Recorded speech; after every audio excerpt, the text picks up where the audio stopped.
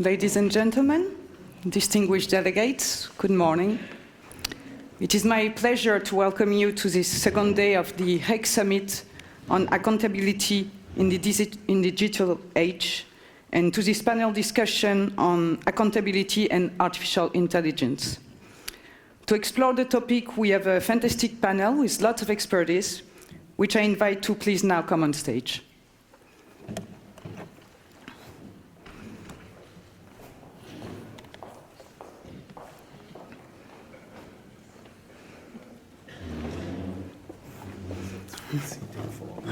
Yeah, just... I'll be taking that chair, maybe. I'll just take that chair. Yeah.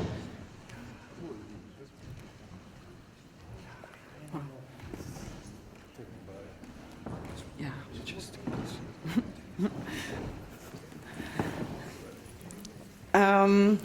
Let me first briefly introduce you to our distinguished speakers.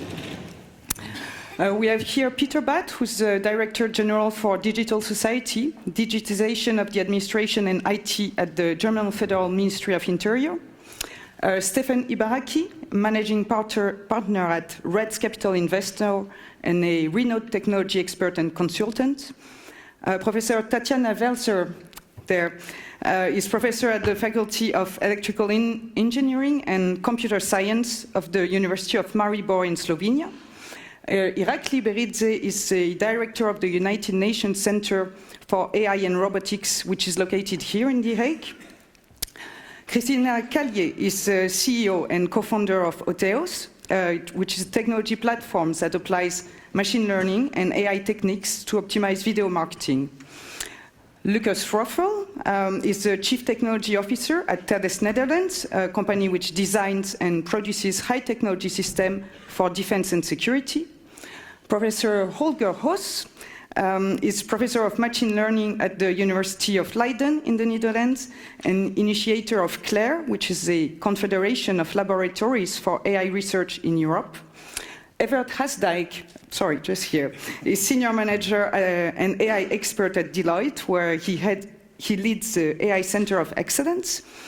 Clementina Barbaro from the Council of Europe is co-secretary of the newly established ad hoc committee on AI.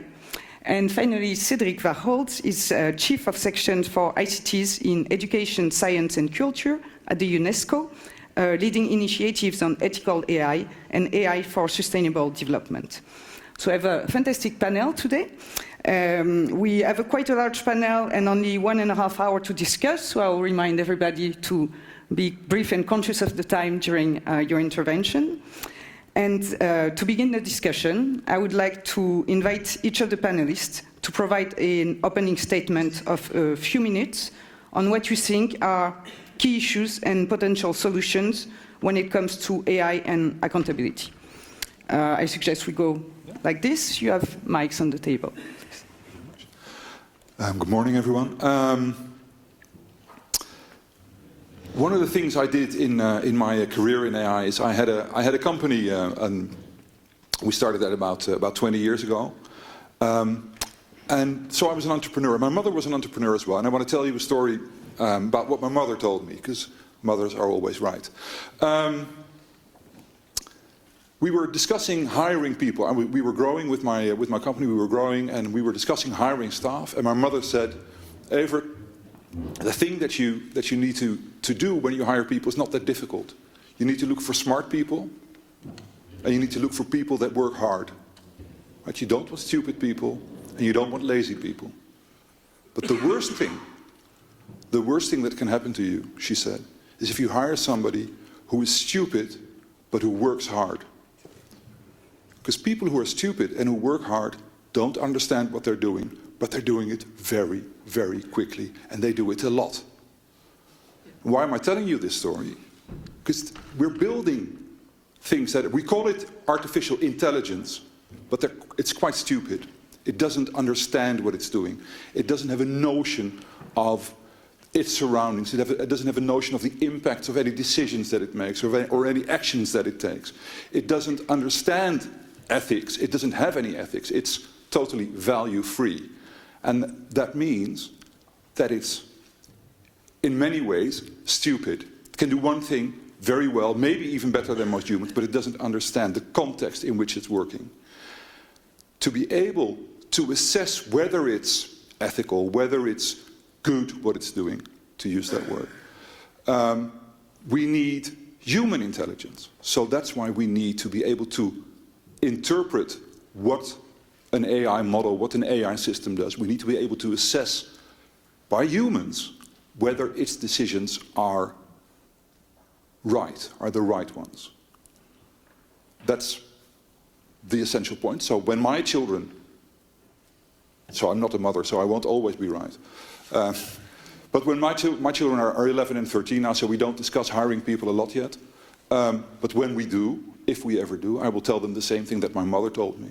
But I will also say, so if you find yourself confronted with an employee who is not that smart, but very, very diligent, works very, very hard, it's okay. As long as you understand what they're doing, then it's fine. Thank you. A very good morning to you too. I could actually add to that. I find this very compelling. Yesterday, Jeff Bullwinkle was here, and he was talking about the analog world and the digital world. All the while, in the background, there was this beautiful globe turning and turning. I don't know if you remember that. That means it's all wrong to talk about a digital world, because there is no such thing. Last time I looked, we had just one world. This is the one that we are living in, and it's becoming more and more digitalized, technolized. So it's dangerous, because if you talk about a digital world, for one thing, you talk about a separation and segregation that is dangerous. And you give justification to some people who say, well, I'm in another world, and I need no rules. The rules have yet to be devised for what I'm doing in the digital world. So, first point, it's very important to realize that it's our world, one world we're talking about, that is basic values still apply. That means human dignity, safety and security, democracy, rule of law, and so on and so on. Very difficult. We had a very fruitful discussion in Germany 1 year ago and decided to have a data ethics commission. They delivered their report 2 weeks ago. 16 experts from all regions and all directions, and they delivered a 230 pages long report, but they had 75 recommendations. Very interesting, and we're now scrutinizing it, what to do about it, because we have to devise and to pass a law based on this. So, what's the point about this telling you? It's of course very interesting to read it. Last year I devised a definition of accountability. Accountability, being accountable, is being subject to enforcement, was my definition of accountability.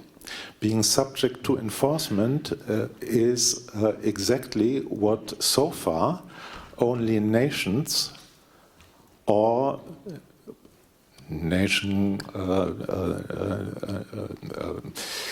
a collection of nations like the European Union or so, and the United Nations perhaps, but on a very limited scale, has achieved. So it's very important that the responsibility that lies with jurisdiction and with legislation in single states is being upheld. That is exactly what has to be done. I think that it is no use to have one of these, a Finnish colleague from the Ministry of the Finance there said she had analyzed ethics guidelines. And she came up worldwide to 80 to 130 different ethics guidelines. It's no use because they can be clustered. You have then a fine collection, but what is essential is that you make some concrete legislation amendments to our current values and laws out of these guidelines. So enforcement is key. It is key that you are able to take something to court. And what should not happen, what must not happen, is that the same thing that happened with social networks, with internet search, happens again. We were all drunk with privatization. It was the thing to do decades ago and decades long, unfortunately. This must not happen again when it comes to artificial intelligence. So, okay, we have to be flexible and we have to be faster to amend regulations we see not as fit to cope with the current situation. But what we have to do is to act now. It is our moral obligation to do so for all the citizens we care for. Thank you. Thank you. Thank you so much. And as this is a panel in conversation, I would like to take up some of the points Peter just made, because I do agree with the many points he said, but I would like to complement some points too. One is on the one world and the accountability, but also for me it is important to stress and to highlight the dimension of inclusion, because while we saw the one world turning there, we know that these technologies are transformative, disruptive, and transnational. And we see on these panels and throughout the world, and if you look, I don't know about the 130, but I showed yesterday a graph of 84, where there was none of these guidelines for Africa, none in South America. So it is important to be conscious that we're designing and we're dealing with something which is transforming all parts of the world, but not all parts of the world at the table, while everyone will benefit and suffer, from benefit from the potential uses and efficiency gains. And we saw also how technologies do transform our democracies, our functioning of our world. So in terms of the frameworks, of course, as UN, we refer to the established human rights framework, to human rights laws and standards, which is binding and actionable law. But at the same time, we have to acknowledge that there's a need for more, and therefore, because you also asked, Berenice, in your introduction for what are we doing to address this. So there is a need for an inclusive process to bring these 130 or 80 ethic guidelines together, because while human rights law applies offline and online, there are questions and areas which are not necessarily covered by these laws.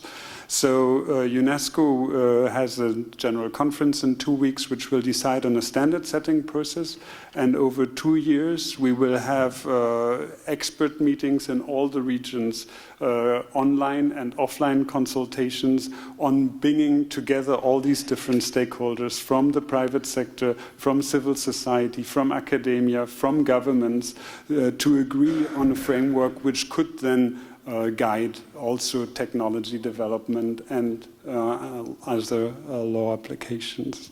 So my point is really to develop through an inclusive process a human rights-based, human-centered ethical framework with inclusion of all participants and citizens and stakeholders in the world in this process.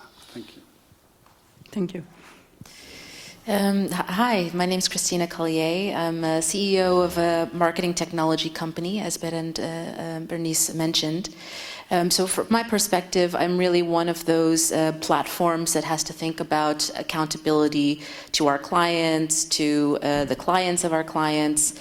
The ways that we use artificial intelligence in our platform right now, we have one element that's focused on using machine learning to predict which behaviors in combination can identify the consumers that are most likely to purchase on a consumer website. So basically we work with clients to understand how their video content is performing in the consumer environments, in digital space, and to help them make adjustments automatically in terms of what video is shown. So one of those things is to be able to identify who are those people that we expect are going to convert soon, helping them to create retargeting strategies built around that.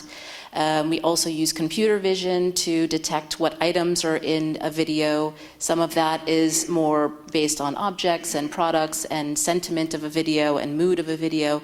Some of those are also around demographics. So that could be ethnicity, gender, and we use those tags as part of the inputs in determining what videos are performing well for which specific audiences. Another way that we use AI is in performance-based algorithms that are looking at performance of certain videos within certain contexts and making adjustments to automatically favor some of those videos when they're shown to specific consumer segments.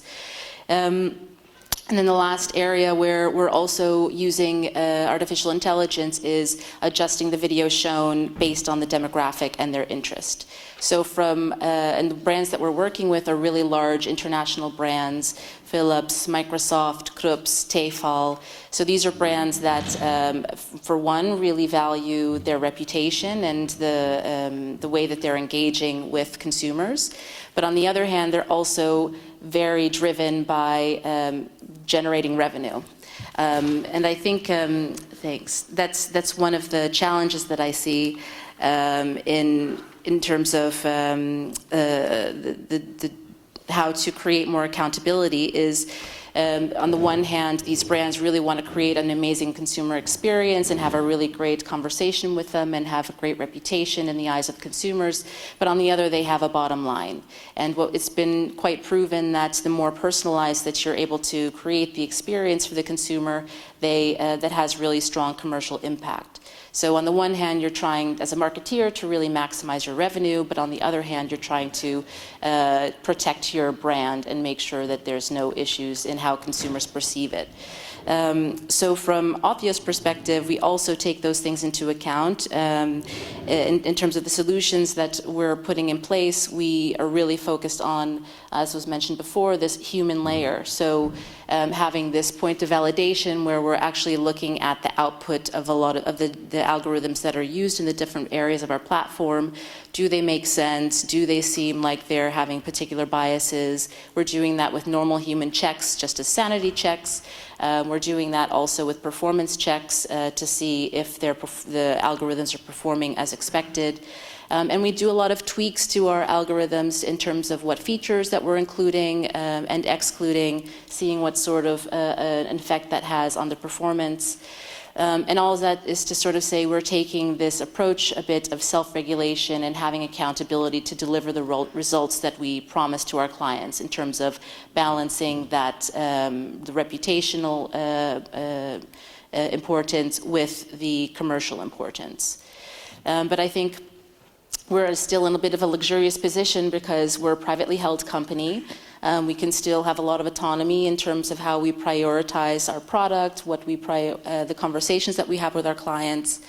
But for those companies that are much larger, like the Facebooks, the Googles, the ones who are with the seat at the table and the ones that regulators are looking at to self-regulate, they have ultimately they're publicly traded companies, they have their shareholders to speak to, and for them the ultimate priority is really maximizing profits. So actually during our roundtable yesterday and thinking about how can we safeguard a bit more the news media and controls this fake media from getting outside and having a really wide distribution, we were thinking, well, could we do something in place where you limit the number of people that a news article or a video has access to, sort of like what's done in email marketing. And then the conclusion was, well, that will really kill all of the business models for companies like Google, Facebook, that 95% of their revenue is coming from advertisers that are based on reach, pays per views, pays per clicks. So I think that's really one of the biggest challenges in thinking about regulation and how to approach accountability from the leaders of the digital revolution, especially within AI. How do we get them incentivized in the right way to focus on being held accountable and the user in the end? Thanks. All right, thank you. Good morning, everyone. And before I sort of give you my thoughts and ideas and reflect on some of the discussions we already had, I would like to really thank the organizers of this summit, especially Fritz and his team, and the Accountability Institute, our partners, for organizing such a wonderful event, very useful.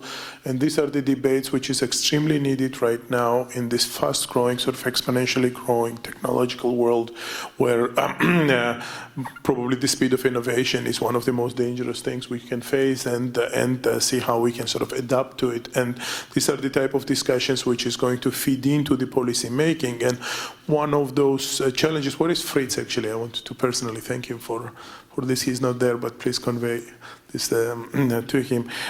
And one of the biggest challenge what we are also facing is that how to translate that these discussions, some of it is very academic, some of it is very practical, into a real policy making, into the real laws, into the real regulations, into the real frameworks, ideally in the future international charters and conventions, which would make our lives much smoother to operate, and extracting benefits of this technology, and avoiding the major risks. Now, on the benefit side, obviously, there is no doubt that AI brings a lot of benefits, and we already have demonstrated this in many different applications.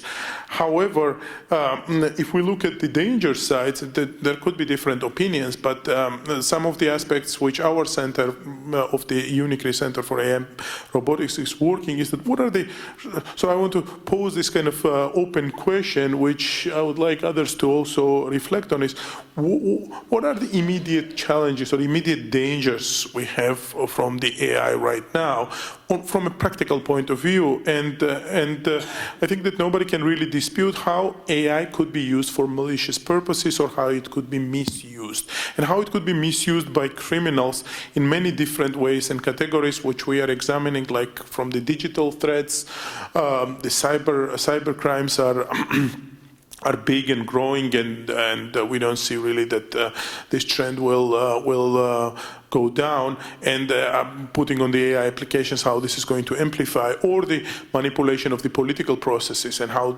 dangerous that is with the use of manipulated videos, fake videos, or with all kind of different technologies, and how dangerous that could be for manipulating political as well as economic processes like stock markets and other things. And we are examining many type of different applications to it.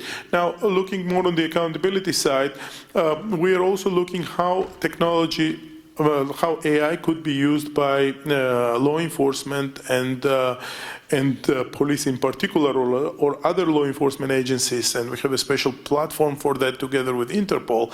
And we see that at the moment law enforcement agencies are having basically a lot of them are experimenting in this technology, would like to use it, are using it, and we don't really have a universal sort of principles or guidelines or regulations to that.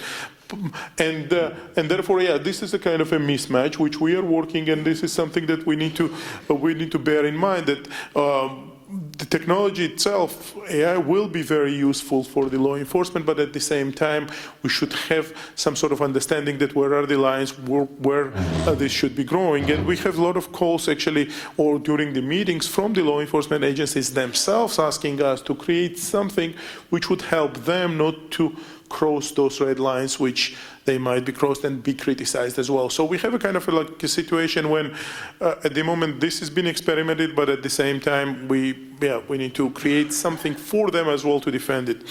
Now, on the so therefore, we will be engaged in the global application of the global principles, which will probably turn into the guidelines, regulations. But I fully agree with Peter, who said that these regulations should be really practical and useful and have to be translated rather than creating and putting on the shelf. Otherwise, it won't do anything and it won't be useful.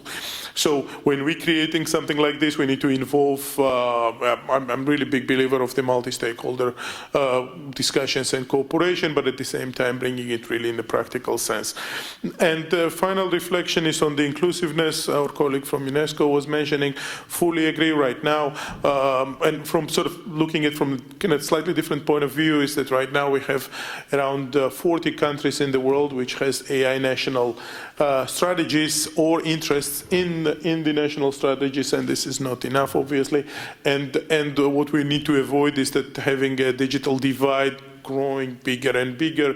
Yesterday we've seen some examples that how some years ago richest country to the poorest country only was 4 times larger economy, and now we have 150 times. And if this trend continues, we will have a really, really big danger of the digital divide, and we'll end up in a world where selected few will own everything, and then we'll have a large numbers of population outside, and then we will have that. We will not have that inclusive world at all. So therefore, this is danger, and we need to address that as well. So I will not continue too much here. Hand it to my friend Stephen. Thanks, Jacob. There will be some slides now, and there's a clicker. If you can pass it on, it. Yeah, I probably, or it's not necessary, but maybe I'll do this. Yeah, so I'm Stephen Ibaraki, and I've been involved in computing since I was like 10, when I built an analog computer, would you believe, and then I built digital computers. And I got into AI or different aspects of machine learning when I was very early, or expert systems when I was very, very young. So I've got a long history in this thing. And I believe that we're at an inflection point in the world, and the next 10 years are going to determine somewhat the survivability of our species, perhaps, because of things like climate change, but AI could help in mediating some of those problems. Because of the rapid change of innovation, and I use sometimes this acronym called ACCC to describe it, you know, a time of hyper-automation, a type of hyper time compression emergence and new innovations across 3 domains, the physical, the digital, the biological, hyper-convergence, of course, and hyper-connectivity, because of the 40 billion Internet of Things. But really underlying all of this is really some kind of machine learning, statistical system, expert system, AI, you know, the sort of general category of AI. So, and I sit across all of these different communities, both from CEOs. I was invited by a group of 100 CEOs that represent almost $100 trillion to look at what's going to happen in 10 years into the future. And this was about 4 years ago, and I introduced AI at that time, or machine learning. And they thought I was sort of crazy, like it was the early days, but you know, we had our last summit in March, and everybody has introduced machine learning of some aspect. For example, JP Morgan used to spend 360,000 hours a year on contracts compliance. They can do this in under a minute using different aspects of machine learning. So it just illustrates the kind of the capabilities. Or you're looking at just this month in Portugal, there's actually a quantum application using D-Wave where they're managing a bus fleet.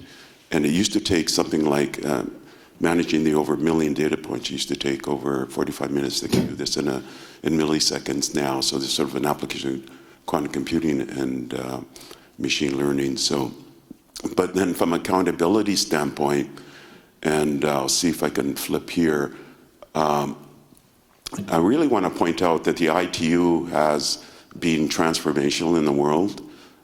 They launched a AI for Good Global Summit in 2017. It's become a meme. AI for Good has been adopted by governments, industry, and academia. For example, Yoshua Benjo at Milan, Montreal has an AI for Good program. Microsoft has one as well, and governments have adopted, but really got its roots from the ITU when they hosted the first AI for Good Global Summit to look at the applications of AI in terms of sustainable development goals like poverty, hunger, healthcare, the climate crisis, and so on. Let's update that to 2019.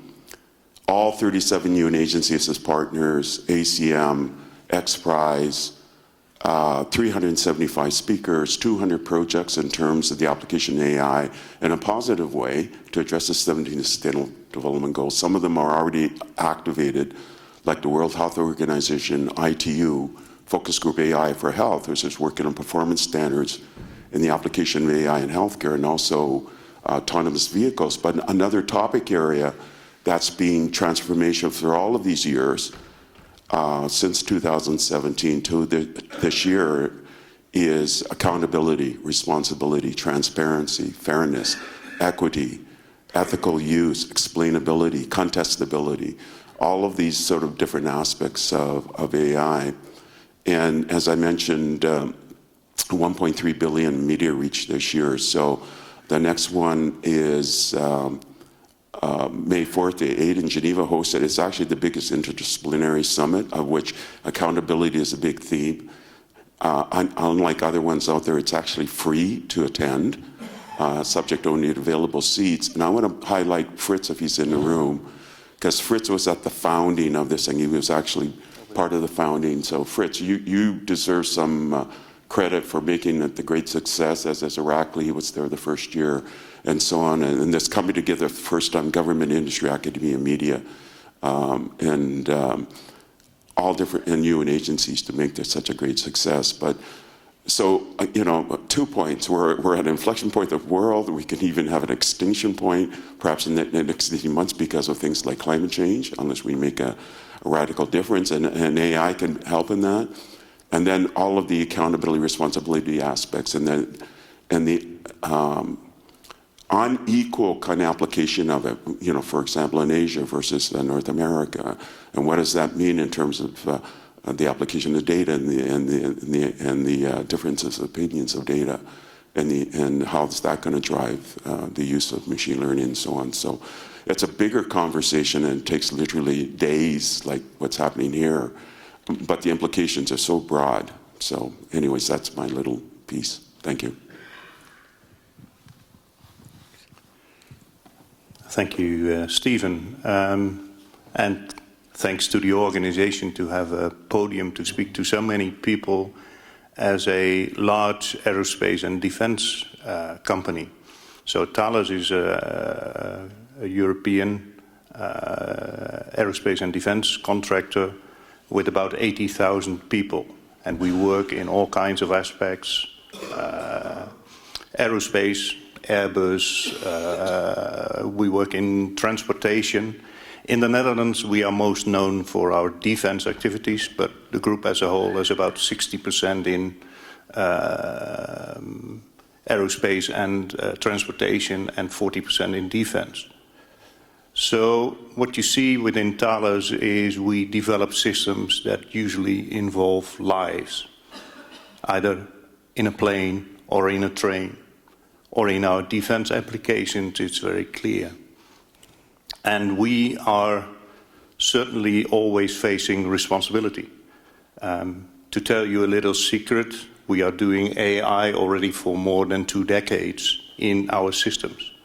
So if you are handled by an air traffic management system designed by Thales, which is around the world in 50% of the cases the situation, you will be already handled by AI.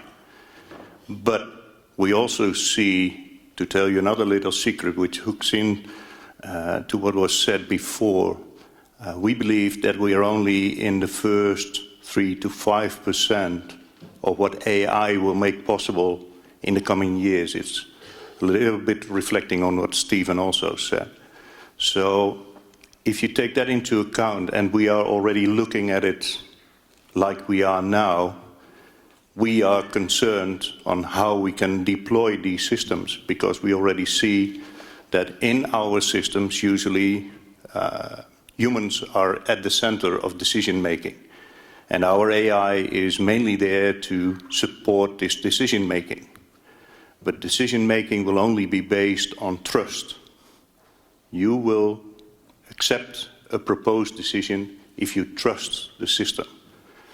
So one of the things that we are really looking at is how can we make AI what we call true.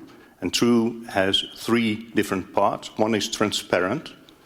And I think you probably all know examples of where AI comes to a point where we cannot explain its decisions anymore. I mean, ask Google with the AlphaGo. They had certain aspects when they trained AlphaGo to AlphaGo. It took roads that no human would possibly take. So that's one aspect, transparency, and it's going to be a challenge.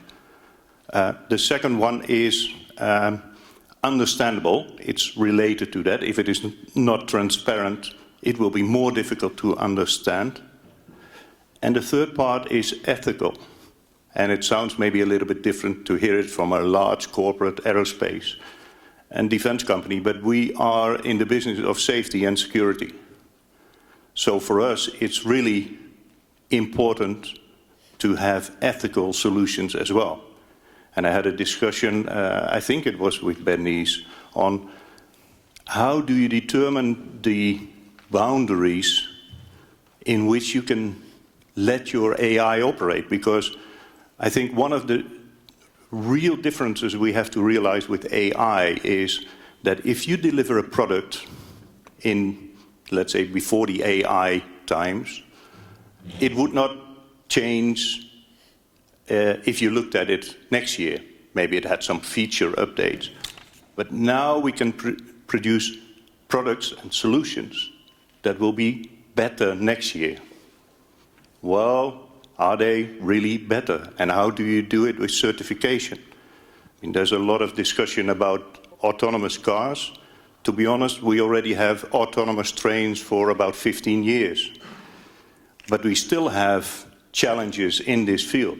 And you can imagine that for trains, the certification is a little bit stronger than at the moment maybe applied for autonomous cars. And on the other side, are we having the same standard of measurement for autonomous cars and human drivers? Or are we judging autonomous cars much more strongly than human drivers because we accept the errors of human drivers?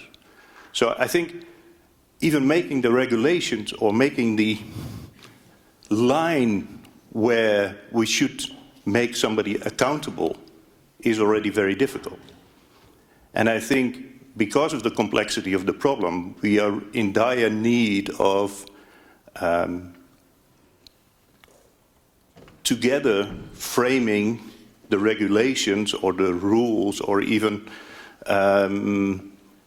the self-regulation that we want to apply for AI, but I would like to draw the problem a little bit bigger because I just discussed just a few minutes before with Jaap on data. A lot of the performance of AI is depending a lot on data. And it's not at all clear who owns the data.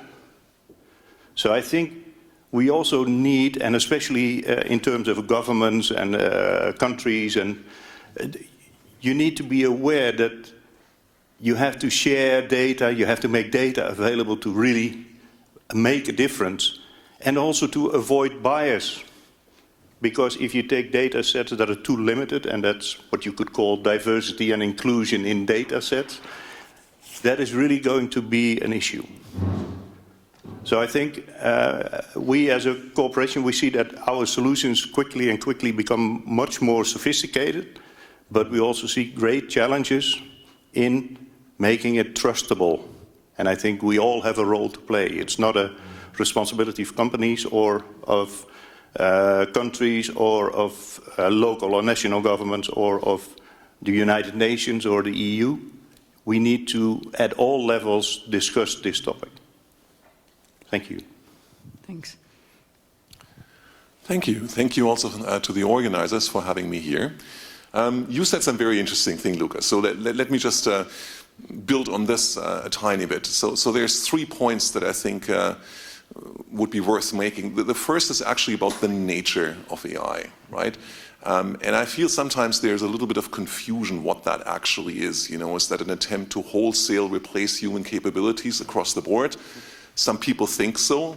It's an intellectually very interesting and stimulating question whether that can be done. Actually, I see no reason why it couldn't be done. But the true nature of AI is something much simpler, actually. AI is about automation, and it's particularly about the automation of computer programming. Now, if you think about what programs, algorithms could do before anybody started to talk about AI, that was already quite amazing. And what I would point out is that all the things that you mentioned, you know, trains, planes, automobiles, weapons, for many decades, none of this could have worked without algorithms, right? So first came algorithms, and they were designed by engineers, by highly skilled and trained engineers. And what AI is, and particularly what machine learning is a way to basically automate this process of making programs. And you can see, when you think about it this way, that a very limited resource, namely expert human programmers, all of a sudden gets amplified by AI to have a much larger impact. And this is, I think, where the transformational change, the inflection point that Stephen mentioned, truly comes from, right? It's doing something that previously only very few could do, very well trained, and doing that on a mass scale, putting it kind of in the hands of basically any company, any organization, any person. That's my first point.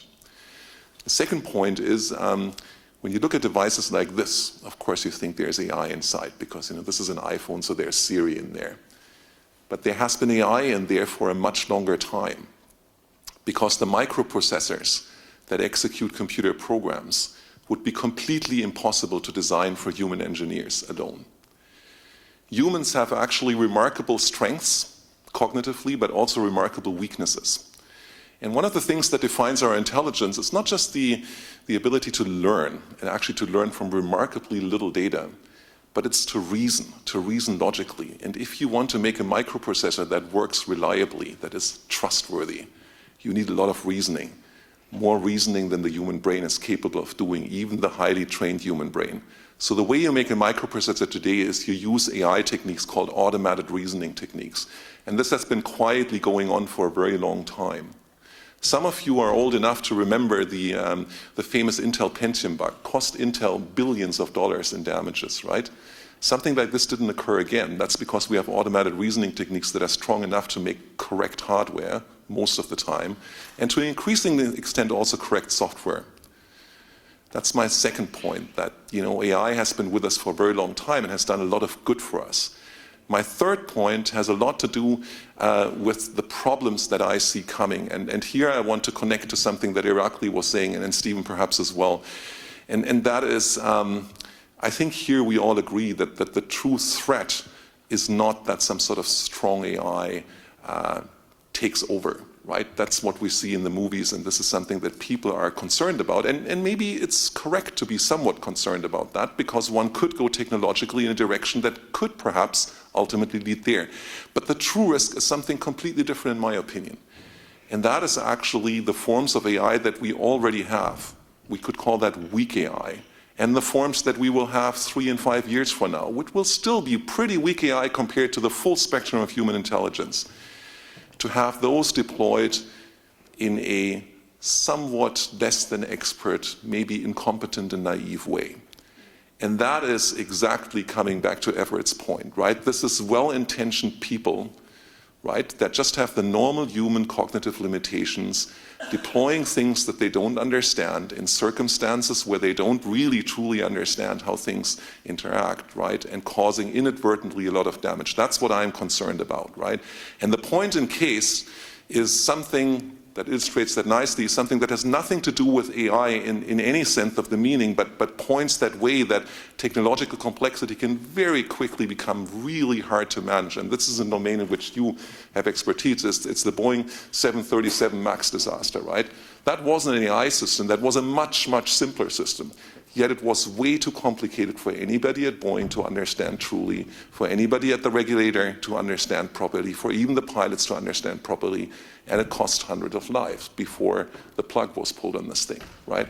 And so what I would say is simply that one cannot rely on companies to do self-regulation, not just because of the built-in focus on profit, that is an issue too, but because of the complexity of this. It's so easy to misestimate, to misjudge what can happen when we deal with AI. And so I think we really need to focus very much on developing a different kind of AI than what we have right now. We need much more transparent AI. We need AI systems that are designed to be understandable, accountable, and somewhat predictable in the way they interact with the world. And that is a massive research challenge, and that will require some regulation in order to make sure that, you know, funds are directed that way, research efforts and development effort is directed that way, and then that ultimately these things are the systems that get deployed and used.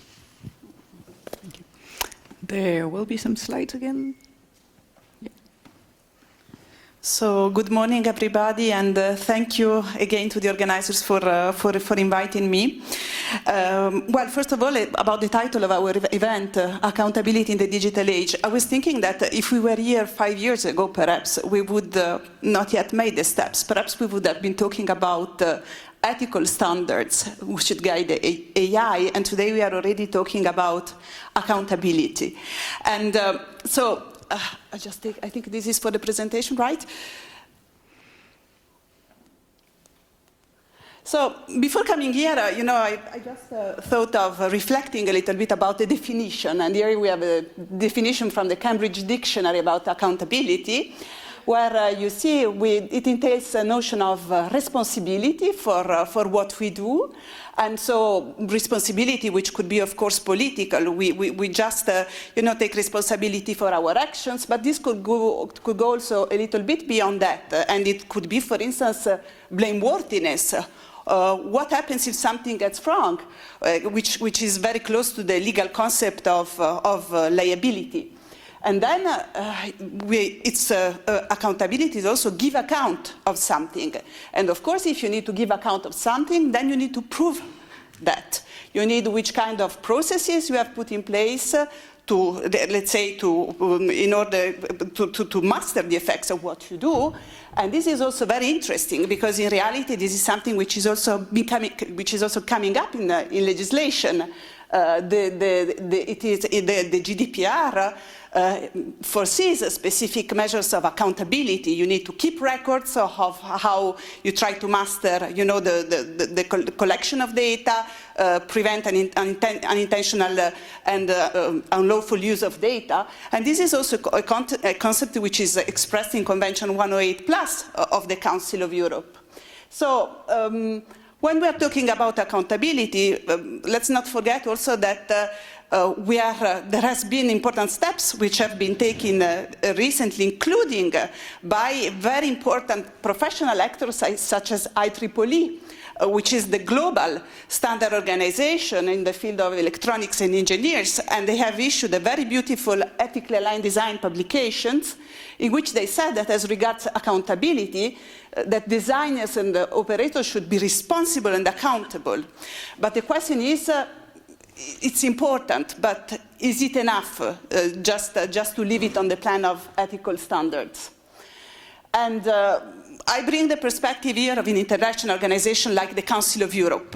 We have 47 member states, and we have the task of promoting respect of human rights and democracy. So for us, member states are accountable. They must ensure the rights of their citizens, because otherwise they are called to respond by the European Court of Human Rights for not having done that, and they respond also of the conduct of the private actors.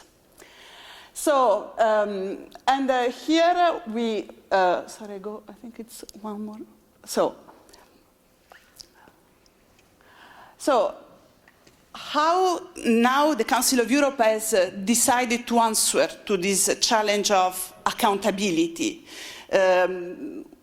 I would like to say that, as I said earlier, 5 years ago we would have been talking about ethical standards in the field of AI. In 2006, there were perhaps 5 or 6 ethical charters about responsible AI. Today, according to recent studies, we are reaching some 140 ethical charters, which have merits. They are certainly a good steps because they have helped stimulate the reflection about the main challenges posed by AI. But we don't think that this is enough. We think that it is important to make a step forward, and this is why the CAHI, the Ad hoc Committee on Artificial Intelligence, has been created. And it is tasked today with examining the feasibility and the potential elements of a future legal framework on the design, on the development and the application of AI. So, and what would be in this legal framework? The idea is really to build up, perhaps already on some vertical works which exist already in the Council of Europe, and then to come on to transversal elements. So again, a link to the issue, to our subject matter of discussion today, which is accountability, to define elements of, again, responsibility, transparency, explainability, something which has already been mentioned, and then also, how do you check that? So, for instance, certification, it's a very important tool which comes into play. The report of the Data Ethics Commission, which was just mentioned earlier, poses an important principle. The more there is an impact on human rights, the more you need to make sure that there are certification mechanisms and oversight by public authorities. So this is just to say that as a Council of Europe, we are taking a first step to go beyond ethics and to establish a first legal framework, and we have a 2-year work to do that. So, and one more point regarding regarding the CAI and why it is different, in addition to being the first international initiative of this kind. Well, the working methods which we will have are also very important because we intend to broadly engage with the private sector as well as with civil society in order then to come to this potential framework I've just mentioned. So that's all from my side. Thank you for your attention. Thanks. Final. Thank you. To be in position to present also my point of view. So following all the panelists before, it was just in one moment coming to my mind, oh my goodness, what I will say as the last one, if they will say everything, what it was probably in my mind. But I'm very lucky. Actually, nobody really touched what I would like to say. So in this content, might be I would like to go a little bit out of the box and go a step backwards before we are coming to the companies, before we are coming to the government, before we are coming to the national organizations, big research companies, results, and so on. We have to have a look also to the students.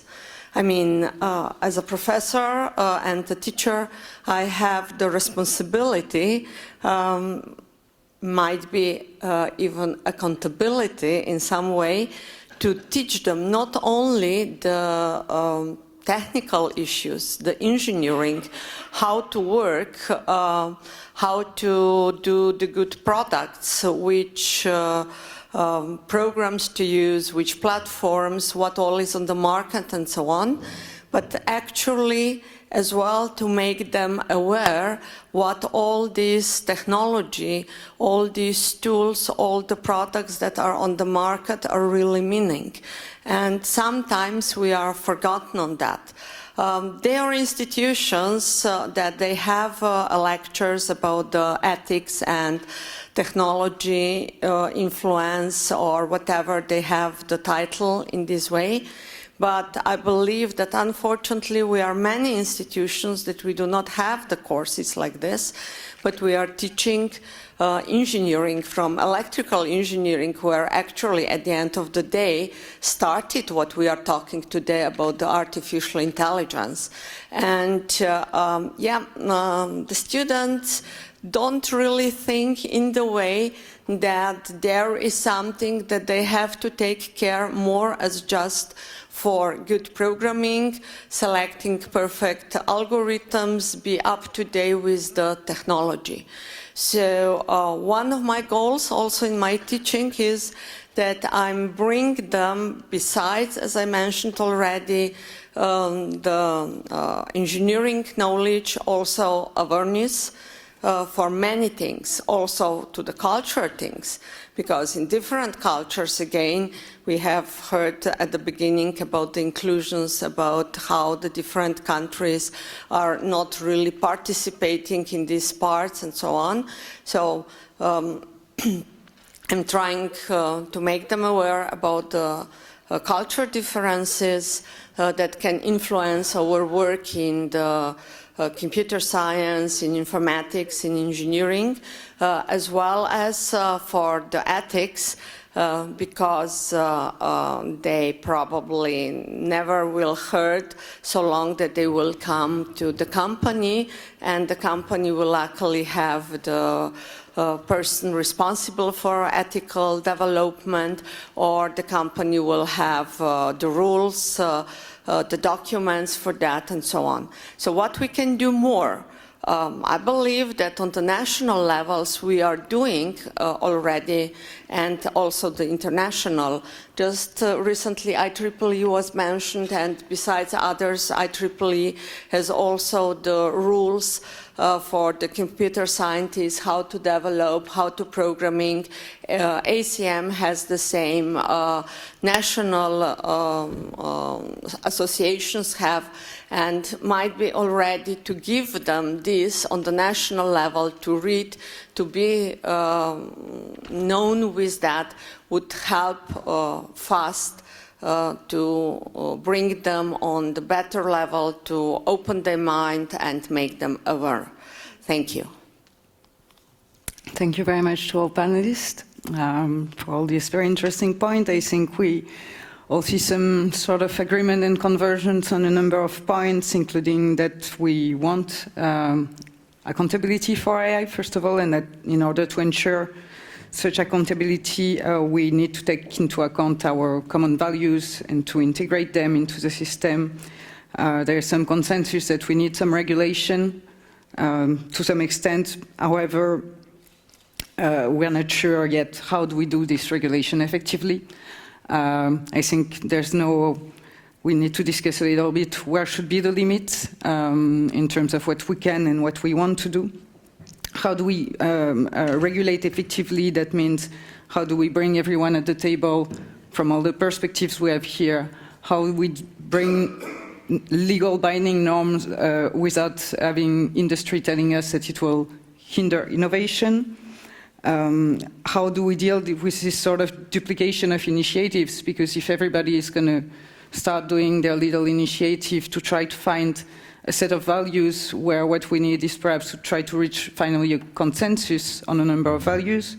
We talk about inclusivity, and as much as this panel is quite diverse, we are also missing some voices who are perhaps have different views in certain part of the world about ethics and AI. And finally, how do we operationalize possible regulation? And here I'm talking to the engineers. How do we turn the laws that we don't even have into technical standard and certification systems? So I know it's a lot of questions, and I don't want to drop any of you specifically, but if anyone would like to react on any of those points. There should be...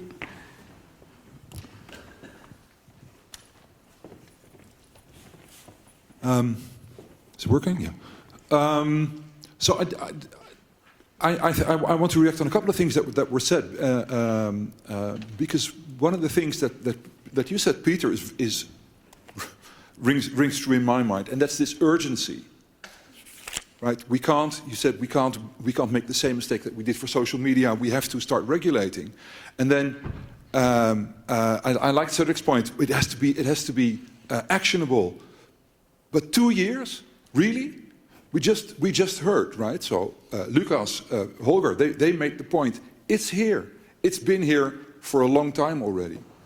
We're using AI every day. If you look at it as automation, as Holger's point, we've been using it for decades already. We can't afford to wait with regulation. We have to see, and a lot of regulation is already there. Right? So GDPR has been mentioned, but there are laws that have been here for decades also, that also apply. And what we need is, and what companies that I speak to, what they ask for is concrete checklists, right? Concrete frameworks of certification that allows them to say, okay, I'm on board with this. What we're doing is, and I don't want to use, I hesitate to use the word ethical, but is right, is the appropriate way of doing it. We're not being evil, to quote Google. Peter, then Holger, and then. Brilliant. I totally agree. First of all, we need some kind of agility within lawmaking. Without getting to the point where I always like to say I don't want to want to have surgery by a disruptive surgeon performing an agile operation on me. So there's a limit to this. We are in a situation where there's really a big urgency. Boeing was mentioned, but Boeing is not the only example. It's a very good example because Boeing engineers were examining and testifying themselves their own products. So self-regulation is not the answer to all our questions. Secondly, we had Samsung, which had beautiful smartphones, but they were bursting into flame, unfortunately. We had in Germany a situation where a satirical remark was just passed by, perhaps by a crawler or something, I don't know, on Twitter, and what came out was a breaking news. By NTV. 5 minutes they had to backtrack and excuse themselves. So it's all time to market. And what we have to do is to put resolutely a foot down on this, to have quality, to have a bit of thinking before we act on and we do. So this is really what concerns me, because AI has limitations. Where is the visionary power when AI systems are coming from deduction, essentially? And they are coming from masses of data. They are discriminatory by design because there are not that much data sets coming from some regions of the world or some fringe groups in the society. So it's really necessary to act now, to act that the humans can rely on what the society, what the government, what the rules provide. That is essential for trust, because trust is not all about transparency, but because having room for insecurity. So there has to be reliability of sorts, and we have to be at the same time be very fast in what we do and regulating and still correcting ourselves. So we need new mechanisms, and we have to start now. Thank you. Stefan, then Holger. Yeah, I'll go to some very specifics. So yes, there's approaching on 90 guidelines and ethical frameworks, but in 2019, it's actually now moving into sort of an operational mode. And what I mean by that is the design and implementation. For example, on the IEEE side, because I work with the IEEE as well, they have the P7000 standard that's just come out. You have the ISO IEC JTC1 SC42 standard, which is available. So this is the operationalization that's occurring this year in 2019.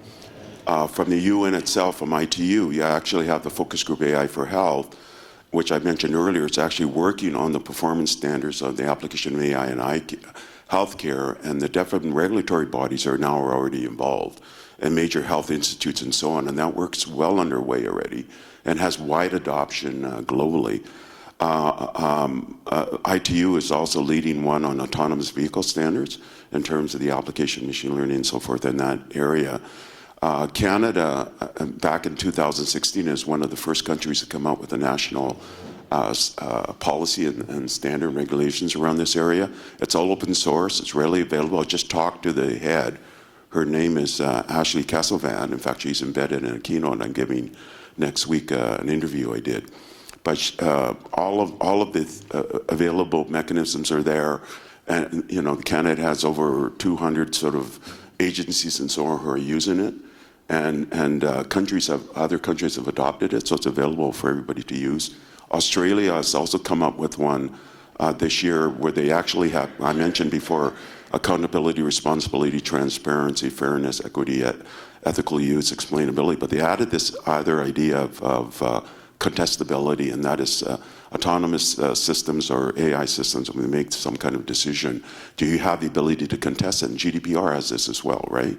You have the ability to question that decision that's being made, and there's all sorts of mechanisms in place. So there has been quite a lot of movement now into the actual usage and what it means, and can you control it, and so on. So it's moved way beyond just principle, and a lot of it happening this year. So. Yeah, and of course, just to add to Stephen's excellent points, in the European Union, there is the Commission's high-level expert group on AI, CLARE, which is a large Europe-focused but international organization, has about half of the scientific members of that of this high-level expert group as our supporters and members. So we're fairly well plugged into that, and they have come up about half a year ago with a set of ethics guidelines that are now being operationalized. So this is also happening here in Europe. And I think why this is interesting is that, of course, ultimately we want to do something globally. There's no question about it. But I think if we want to move fast, and if we want to make sure that this is not going on the wrong rail, maybe finding global agreement is not the first priority. Maybe we should find, basically a coalition of the willing. That doesn't have to be Europe. This can be a much larger group that really works hard on this, implements something, gains experience. So this is, I think, one important point, and it's underway, and it's good to see.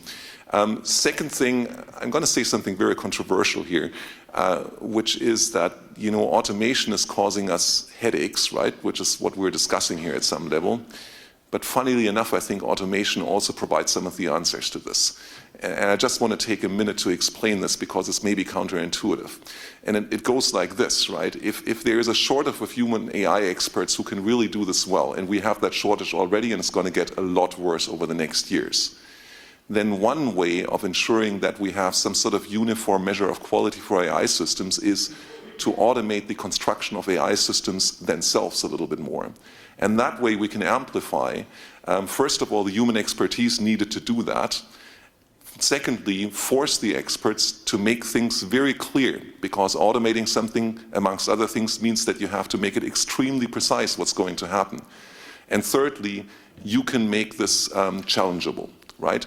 If it's an automated system that does it, you can analyze it in a way that you actually ethically couldn't analyze a human. So I'm a big fan of believing that not only does AI provide crucial parts of the solutions to big problems such as climate change and maybe inequity if it's used right, but also does AI provide tools and clues towards dealing with AI.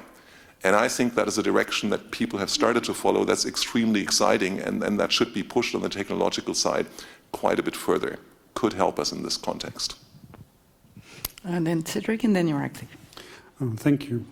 I would like to speak about a few points raised by Bernice, but also Peter and also Holger now, in terms of the existing and diversity of existing ethical frameworks and so on. This is, of course, important for people to go forward, and UNESCO has been contributing There were 4 OECD meetings to prepare the principles, and our assistant director general personally attended and contributed to all these meetings. We're part of the high-level group. We've been invited by the Council of Europe and so on.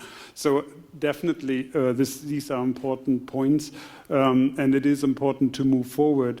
But I would contest what Holger said, that one should just go forward with a coalition of the willing, because the willing are much broad. And I know, and I agree with many of the other points you made. But the coalition of the willing is there's a much bigger group, and we in the UN we are faced with that. We have been asked, for example, in Africa, we will hold 5 AI conferences just in the next year because the demand is so high, and the African Union is working together with others and us on in this domain. So the coalition of the willing and the stress which exists today, and the fear of an increasing digital and knowledge divide in this is really enormous.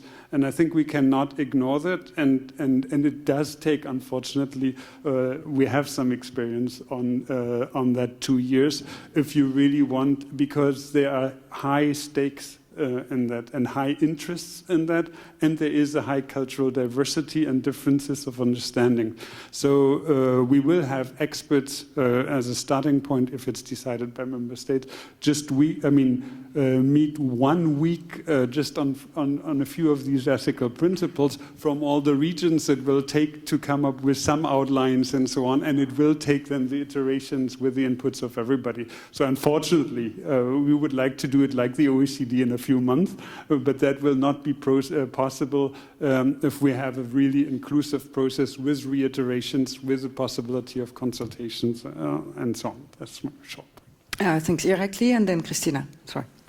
Sure. Very shortly, I would like to reflect on some of the discussions we had, especially on the sort of a global governance and global accountability, and that points like how to do it. And there are many principles and guidelines. Some of them are operational, and this is good to see, especially with I4ADA movements. And I was also part of the early sort of design of the principles which I4ADA came up with, and partially also with the EU. But now, what do we do with on the global side? I mean, there are UN organizations which are doing a lot. AI for Good Summit has been leading discussions on accountability as well as other practical applications. We've been doing a lot from our side, UNESCO, others as well. Now, although these discussions are happening, now having some sort of a unified approach has always been challenging so far. There was some movements to even draft a simple General Assembly resolution on exponential technologies, which hasn't fully happened. And there is one resolution, but original was 8 pages, and in the end it became like a page and a half. So that to have kind of a unified approach was difficult. That's one point. And the other point is that how to, whether the approach should be more sectoral, whether it's better to look at specific sectors like healthcare or the transportation or energy and defense and security or the law enforcement, and then at one point unify it, or just go with the sectoral approach would be an interesting idea, perhaps. And but if you want to have a global governance for the global sort of accountability type of governance, then you need a unified charter or a convention, and ideally with an international organization which would be in charge of the implementation of such a charter. And in that type of world which we're living in, with the when member states have the power, that's the type of approach I think is feasible. And to prepare to that, probably you need to have different type of movements, maybe even organizations created to prepare us for that type of accountability and governance. Thanks, Christina, and then. I think what you both were just talking about is really critical to the conversation, and the idea that you bring up also around perhaps having it more industry focused or sector focused. So if I'm thinking about the challenges that I'm facing in applications of AI as a marketing technology company versus a med tech company, they're going to be very, very drastically different. Also the implications if we do something wrong. And I think that if you are able to also include people globally that are experts within a specific field where they all are facing the same specific challenges, then you have the ability to also include those viewpoints that are maybe from more developing countries where there's a huge amount of innovation. Like you mentioned in Africa, there's just so much going on. And I think that that's another point that might come up if we have a few minutes later on, but how to ensure that we're not stifling innovation through creating these frameworks and these requirements around certification.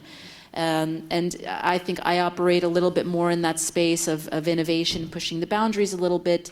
For me, I'm very, very focused on my product development, the challenges of my clients, what my business model is going to be, how I will expand, the technological capabilities that we should think about in the near and midterm future.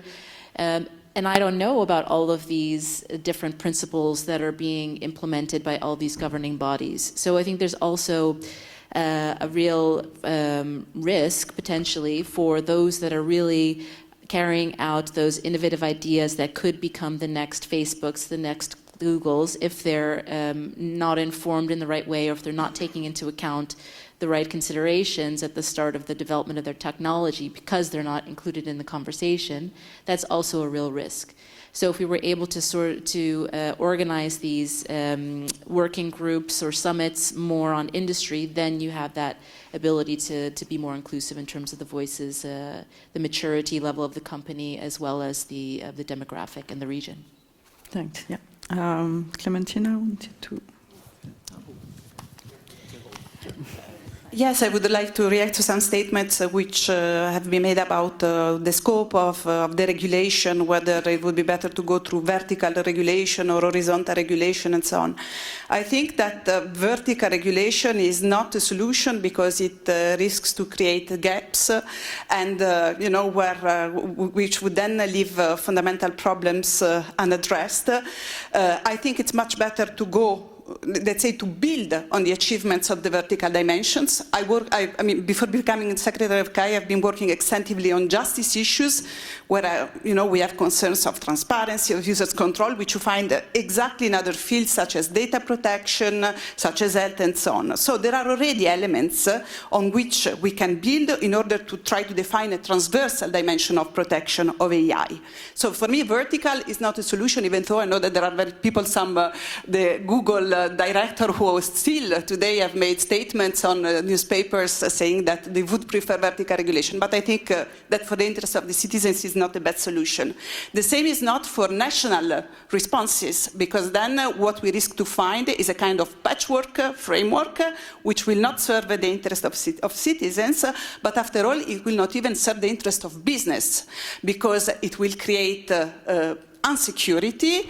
There might be many different responses on which the same very problem can be addressed at the national level. Courts will decide on their own. This is already the case for the European framework of civil liability, isn't it? Where we have new challenges created by AI and how you should define civil liability for AI. And the risk is that if we don't move quickly on that, each judge will decide on each specific case how to apply EU regulation. So this is, and also I would like to insist also on the advantages of the regulation for businesses, because sometimes you listen to this argument that we don't need the regulation because it will hamper innovation. But if we look at some examples, such as the GDPR today, in fact, it has become a very competitive boost for European enterprises. There was an hearing of Margaret Vestager, the former Vice Commissioner I think she's going to be reconducted after now in the new Commission, where she said, people say that China has data, United States have money, but as a Europe we have a goal. It is true. I mean, we need to define values according to which we can design products that the citizens can trust. Citizens will buy products which they can trust. So, and once again, when we say about, so then what is the framework applicable? Just to say that the CAI is not only the European dimension of the Council of Europe for 47 member states, it will open also to non-member states, and we have already examples at the level of the Council of Europe, such as the Cybercrime Convention, which is in fact have become global reference standards with around 60 or 70 member states who have signed and ratified it. Thank you. Right, One response quickly from Irakli, then we have 4 interventions, and then I will have to open the floor for questions for the audience. Quick response, actually, we can continue actually over the coffee break as well. I fully agree that the industry and the industry will benefit from the regulations as well, and there has been many different examples in the international regimes, whether it's in uncontrolled regimes or others, where industry has benefited tremendously. On the other hand, when we're talking about vertical versus the horizontal regulations, the challenge of the horizontal regulations is the time it takes to reach the agreement, especially on the global scale. If you want to have a charter or a convention which will be universally applicable, and you will not have sort of a gray zones or the white zones where this won't be regulated, and then you will create sort of safe havens. That's the difficulty of the horizontal regulation with the time it takes to reach it. While on the vertical one, you could actually reach agreements perhaps quicker. So this might be two different or two parallel processes where some things can develop actually at one point. Thanks. So Tatiana, then Holger, then Peter, and finally Lucas for the rest. I will be very short. I would like to point out once again that we have to think about our youngsters, because our youngsters are playing with artificial intelligence and they are not aware with what they are playing. For the small kids, the smartphone is one of the most beautiful toys that they can get for minutes or longer time for their parents, and unfortunately quite often neither the parents, neither of course the kids are not aware what all this means, where all these have to go. I agree, we have to react fast, we need the regulations, but we need also to have a look to approach what to do with the youngsters, not just the children, but the kids are nowadays using the phones as I was using as a kid, the pencil and the paper, or as my assistant said, if the child is normal or whatever that was meaning for him, give him a piece of the chalk and he has to find out how to play, or give him a piece of the wood. If you are giving the piece of the wood nowadays, it will not work. If you are giving them artificial intelligence like the smartphone, they will know. Okay, thanks. Holger? Well, you know, I really couldn't agree more with this. And may I add, not only are they the most beautiful tools, unfortunately also the most addictive, to the point that profit-driven businesses are actually feeling compelled to intervene and do something about this. But the point I want to make is different, responding to Cedric. So I see exactly where you're coming from, and I see immense value in doing this in a globally harmonized way. I would point out that a coalition of the willing not only can move faster, and time is of the essence here, but can be extremely inclusive. Because I think the way you do this is you don't say it's just the European Union. You say, for example, just one example, it is Europe and those who share the same values. And those could really be anyone, right? Could be countries in Africa. And I think it's very good to go for inclusion. I just think these developments, as Peter said before, they're fast. We cannot afford to wait 2 years for regulation. The GDPR, I think, is a beautiful example. We can have long discussions about this, but I think two things are clear. First of all, I think it was a good idea for the European Union to go and do something, and then maybe learn by doing, right? And I'm not sure it's perfect, but it's a great start. And I also think it's a beautiful example, as was pointed out by Irakli, that this kind of regulation does not have to stifle business. Quite on the contrary, constraints can breed the most beautiful innovation. One just has to be, and here I agree with you, very open and transparent about it. One has to prepare businesses for the kind of constraints that are coming, work with them to make sure that value can be derived from working within these constraints.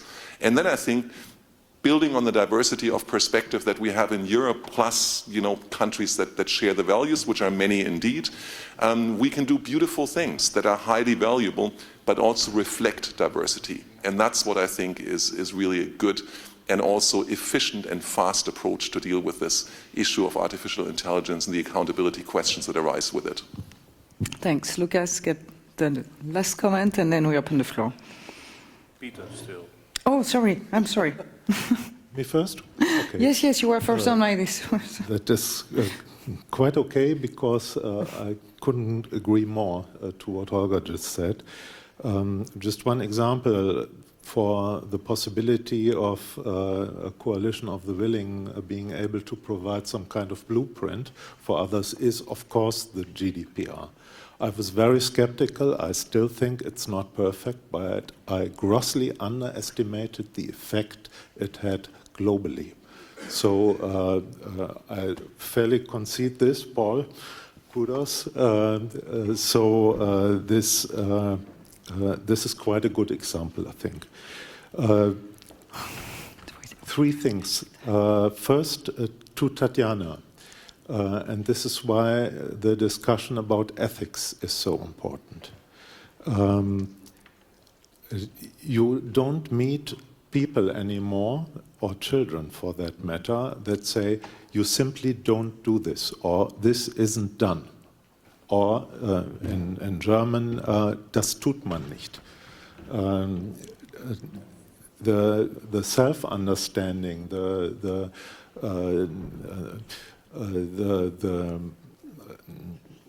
way that it is a matter of everyday life, that you simply have to stop before doing something unethical, because you instinctively know it's wrong. This is slowly fading away. So it is very important to discuss and to start very early to educate people in ethical design. Two more things. First, 2 weeks ago in Helsinki, there was Katerine Jarmol, and she had a very interesting presentation about AI and the possibility to analyze and control AI. She said, I can tell you exactly to what extent privacy or discrimination is part of any given algorithm. What I can do, we have the technical means. She was very decisive, because there were some people in the audience that were not that convinced. She said, what I can't do is telling you afterwards, and that brings the human into play, is this enough or is it not enough? So you always have to have human judgment to what an analysis of algorithms can bring up. Second, last point I'd like to make is, you mentioned the high-level group on artificial intelligence. Our Data Ethics Commission added or extended some of the proposals to where it is important to be flexible enough that the intensity of regulation should be dependent on the criticality of the systems involved. This is quite important, I think, to not hinder innovation and research and development, but being decisive at the same moment. Thank you. Lucas? So, very short. Yeah. I'll discuss during the coffee break with Holger, because I don't agree with his approach on the developers.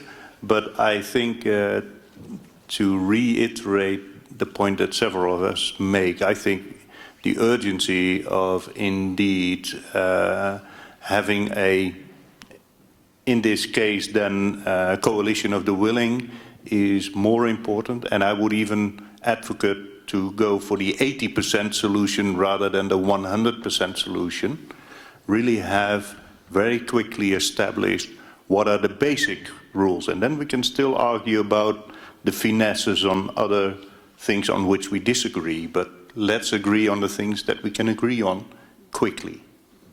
One very, very quick word, and then we open the floor. Yes, about this issue of speediness. Once again, I know you say 2 years is too long, but sorry, how long it takes to have a discussion of a national law before of your parliament in general? So my question, I'll be provocative a little bit, but why we should not have time to discuss tools which are extremely intrusive in our daily lives and which impact fundamentally our rights? Because, and sorry to raise that, but there is also the issue of the democratic accountability and how much citizens must be empowered to have their say in this, in the way these tools are regulated. These declarations, they have been produced sometimes by enterprises. What is the, some of them not luckily. We have the Montreal Declaration, for instance, which has been built with a very broad inclusive process. But I think that when it comes to define framework rules, again, it's a matter of defining fundamental principles and not really into details. We need to need time to understand what are the implications, what is the impact on human rights, and how they should be addressed. All right. I would like now to open the floor for just a few questions. Probably not time for too many. I should inform you that after this session we have breakdown roundtable, so anything not discussed now could be discussed later. This person and then person behind. No, were you not? Okay. Hi, good morning. Pavan Dugal. I'm heading the Artificial Intelligence Law Hub and advocate in the Supreme Court of India working on AI issues. The panel, in its galaxy of thought processes, has almost clearly told us the need for having in place an appropriate regulation. But what could be the legal basis for this kind of a regulation? Now, clearly, at the CIA, the CAHE, the intergovernmental dialogue has started. But countries do not appear to be waiting for the same. So we have a country like China, which has come up with a national legislation on artificial intelligence. They have not yet implemented it, but they have almost put in place an appropriate framework for defining the rules, responsibilities, and duties of stakeholders for AI. Now, in a scenario like this, when there are no global principles, there's no global treaty that can be made applicable to artificial intelligence, the question is, what kind of parameters need to be put into there? I'm heading the Artificial Intelligence Law Hub, where we are collating the common legal principles that need to regulate AI and also encourage AI at a global level.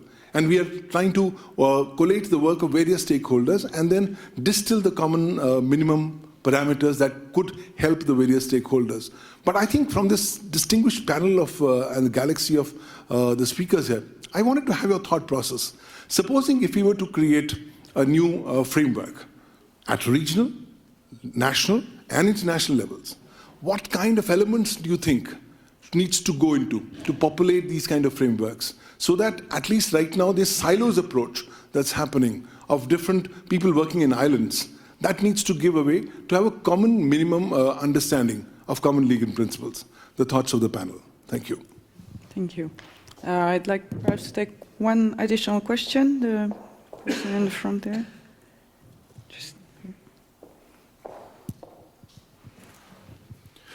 Hello, good morning. Thank you very much for the very fruitful discussion. I'm Nicholas. I'm a researcher at the University of Duisburg-Essen in Germany. I work in the area of privacy and human-computer interaction.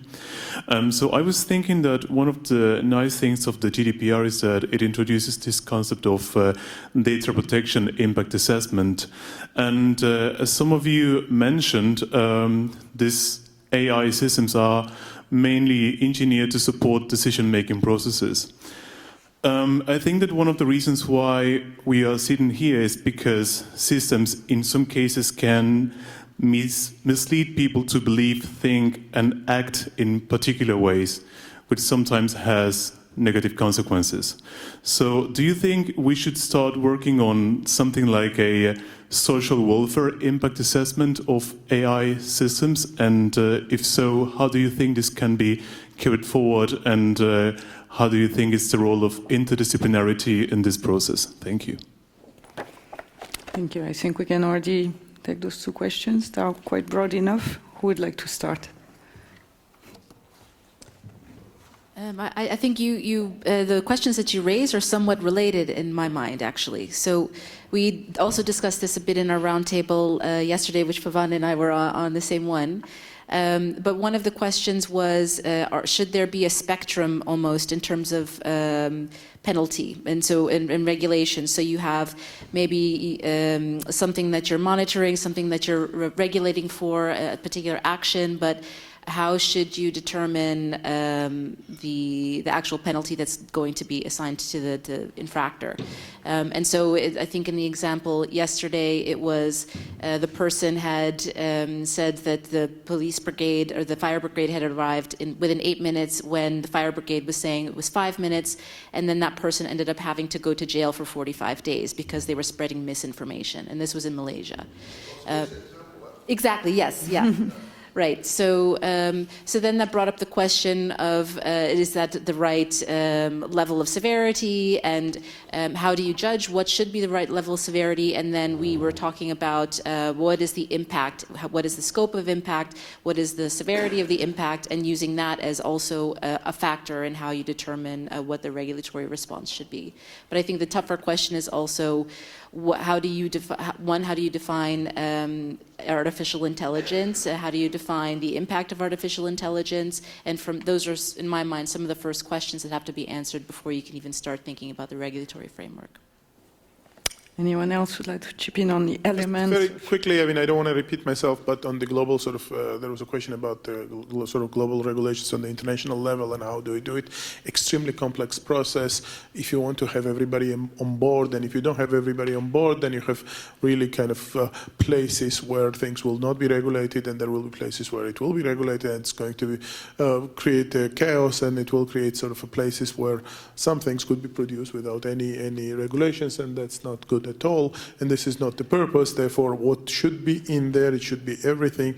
But what is really challenging part is that at the same time, the innovation is not stopping, so it's also going on like a very steep trajectory, and regulations will not always be able to catch up to that. So that's an extremely complex process where you have many variables, and this panel is not going to solve that problem at all. But having these discussions on even higher level, on the heads of state level, on very high level forums, it's absolutely necessary to start putting those elements which will actually create that international law and international regulations. And one more thing to add is that one thing is to have a charter of some sort, which will be an umbrella charter, and then another thing is that you need to have an implementing agency, something which would be in charge of verifying that everything what's been agreed is implemented. And if you don't have that, there are many charters which are not being implemented.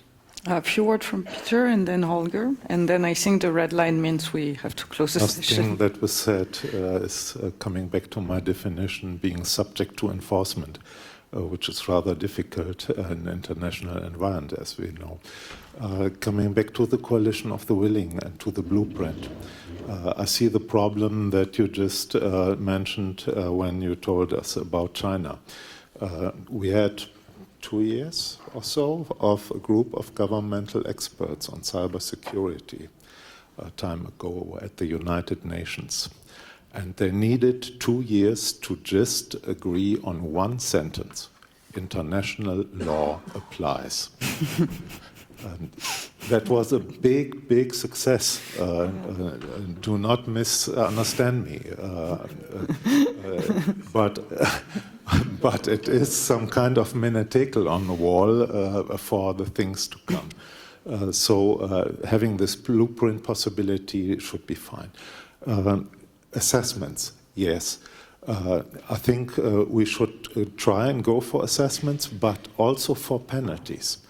Our Data Ethics Commission has proposed, for example, to be very hard about de-anonymization and de-pseudonymization of data.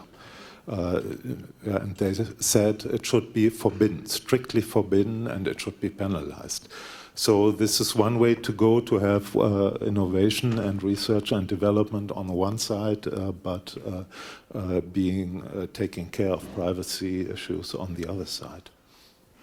The last comment. Just to reinforce your point about social impact assessment, I fully agree with Peter, and he said it earlier, that this is absolutely crucial, right? And I want to point out one technical thing that's very easily accessible. When nowadays you train machine learning algorithms, right? The way it's almost always done in research and in innovation in actual applications is that all the errors they make are penalized equally. Think about this for a moment. This is a horrific thing to do, right? We can think right away of many, many applications where one type of error is much more costly than the other, right? And so if you look at the machine learning literature, at where innovation is fueled from to a large extent, you will find there are papers that address this, but it's precious few. I think with the right kind of regulation, based on social impact assessment, we can change this entire culture, where people from the very ground up, from the researchers, from even the kids that start dreaming to become researchers, start thinking about the impact of their decisions. And what I want to point out, the IEEE was mentioned earlier, right? We have a great engineering culture around the globe that actually has done these sort of things. It's just AI amplifies the risks, amplifies the opportunities, accelerates everything, but it's not that all of the stuff is totally new.